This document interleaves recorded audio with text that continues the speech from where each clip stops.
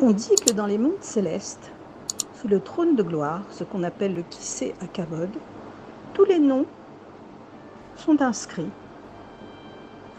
sous le trône divin. C'est ce qu'on appelle le Mazal. Chaque être humain a un Mazal, qui signifie sa chance, sa fortune.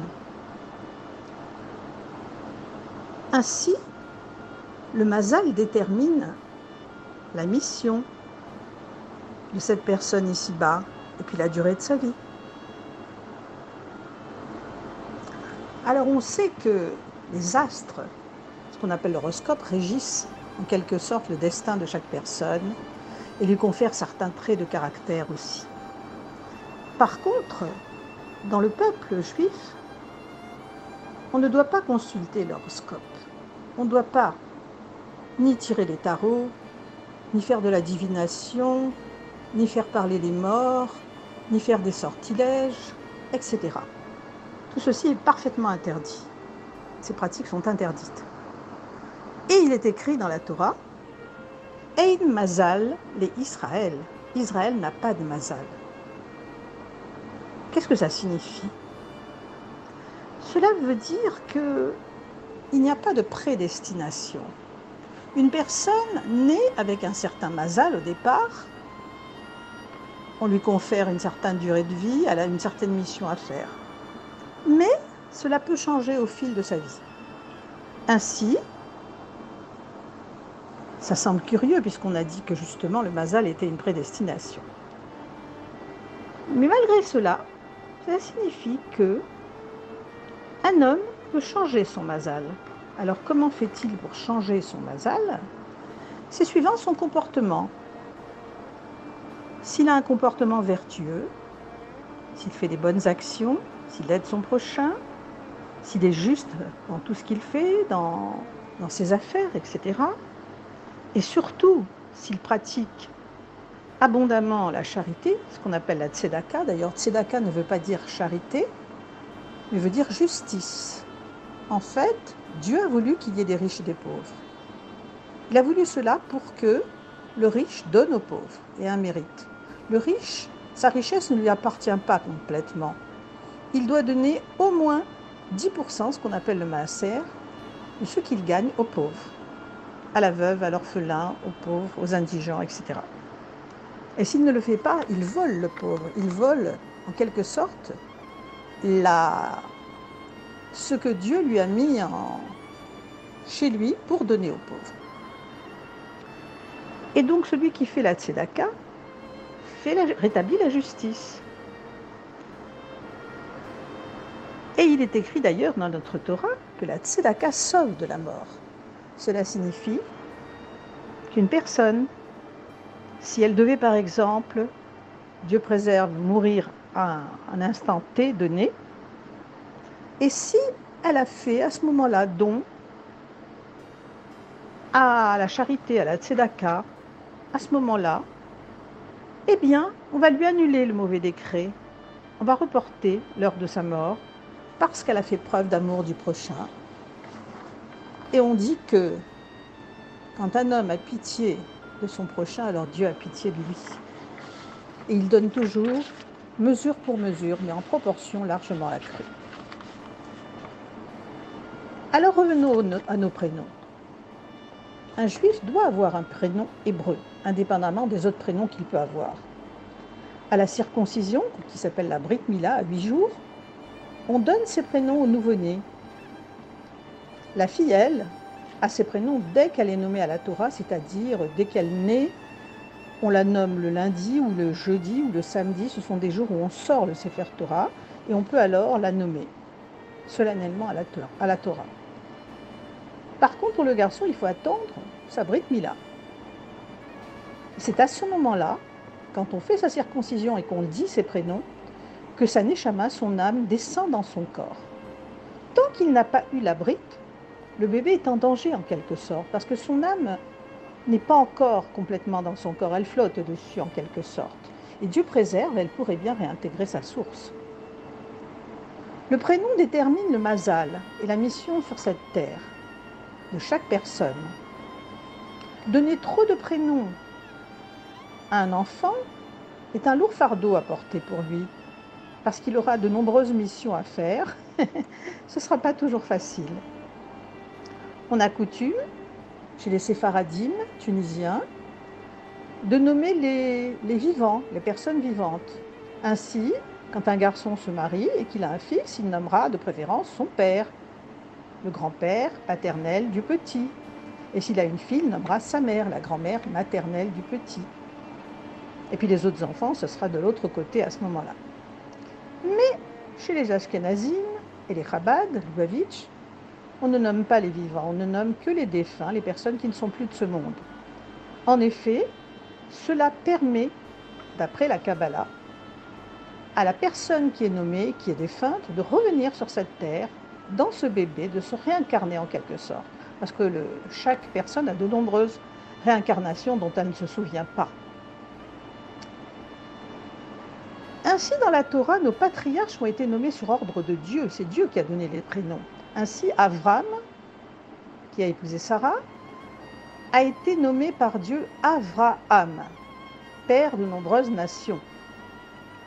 Et Sarah, qui s'appelait Sarai à l'origine, Sarai veut dire ma princesse, et Sarah c'est la princesse de tout le monde, elle est devenue Sarah avec un « et » à la fin de son nom, et en changeant son prénom, Dieu a permis de faire qu'elle soit enceinte parce qu'elle était stérile, et il lui a donc changé son mazal. Elle est devenue, en quelque sorte, féconde, et elle a pu mettre au monde Yitzhak. Ishmaël, qui est le nom du premier enfant d'Abraham avec Agar, la servante de Sarah, Ishmaël a été nommé ainsi par ordre de Dieu à Agar. Le nom Ishmaël signifie, c'est un nom qui parle au futur. Dieu entendra, Ishmaël, Dieu entendra. Ça veut dire qu'à la fin des temps, Dieu entendra la plainte du peuple d'Israël, sans cesse combattu et persécuté par les descendants d'Ishmaël, et il lui portera secours, le faisant dominer ses ennemis. La fille de Pharaon, qui a été la mère adoptive de Moshe Rabbeinu, se nommait Bithia. Elle a voulu se convertir, elle s'est immergée dans le Nil, comme le Nil est un mikvé, et elle est devenue donc juive. Alors Dieu a changé son nom en Bathia. Bat veut dire fille, Ya c'est un des noms de Dieu, Bathia veut dire la fille de Dieu. Chez les Ashkénazim, on a l'habitude de donner des doubles prénoms quelquefois. Mais en donnant un double prénom après le premier nom, cela ne fait pas 3 prénoms, pas du tout. Par exemple, le 5e rabbi de Lubavitch s'appelle Rabbi Shalom Dov Ber. Shalom c'est la paix, Dov c'est l'ours, et Ber c'est l'ours en yiddish. Donc Dov et Ber c'est un même prénom. D'autres s'appelaient Israël, Zeev, Wolf. Alors Israël c'est l'autre nom de Yaakov, Zeev c'est le loup et Wolf c'est le loup en yiddish. Alors pourquoi des prénoms d'animaux? La réponse est que cela évitait, en portant en deuxième prénom un nom d'animal, cela évitait les réincarnations en animal parce qu'il arrivait qu'une personne soit réincarnée en animal. Et puis il y a aussi le côté force que donne l'animal. Un ours c'est quelqu'un de fort. Arié, le lion, c'est quelqu'un de fort également et de majestueux. Le loup aussi est quelqu'un qui a de la force. Donc ça peut conférer à la personne qui le porte une certaine force. Pas seulement une certaine force physique, mais morale et spirituelle. Alors le rabbi a toujours insisté pour que chacun ait bien un nom hébreu, garçon ou fille. Ainsi, une personne passe devant lui, une jeune femme, elle dit « je m'appelle Marie ». Alors il lui répond « Marie, c'est Myriam ». De toute façon, le nom Marie provient de Myriam, la sœur de Moshe Rabbeinu qui s'appelait Myriam. Une autre personne s'appelle Sylvie. En fait, Sylvie est un dérivé d'un nom hébreu, Shalvi-A. Shalvi-Ya veut dire ma paix de Dieu. Élisabeth, ou Isabelle, ou Élise, tous ces prénoms qu'on décline, viennent du nom Eli Sheva. Eli, c'est mon Dieu, Sheva, promesse, mon Dieu et promesse. Et je me souviens d'une personne qui est passée devant le rabbi, une dame, qui a dit qu'elle n'avait vraiment pas de nom hébreu. Ses parents l'avaient appelée Josette et elle ne voyait pas quel nom hébreu elle pouvait porter. Le rabbi a souri et lui a dit « Vos parents pensaient avoir un garçon quand ils vous ont eu, et ils avaient choisi comme prénom Joseph, c'est-à-dire Yosef, en hébreu. Alors, ne sachant pas quel nom donner parce que vous étiez une fille, ils ont mis au lieu de Joseph, Josette. Mais en fait, le prénom féminin qui correspond à Yosef, c'est Yosepha. Vous devez vous appeler Yosepha. » Et je terminerai par une belle histoire qui concerne un monsieur, un homme d'une quarantaine d'années, qui avait l'habitude de passer voir. Il y avait des jeunes gens à New York qui mettaient les téphilim dans la rue le vendredi matin. Donc cet homme est passé devant eux, il les a vus mettre les téphilim, il les a mis de lui-même. Ensuite, il a commencé à leur parler. Il leur a dit qu'il s'appelait Arieleb. Et qu'est-ce que signifiait son nom? Il aurait bien voulu savoir ce que signifiait son nom.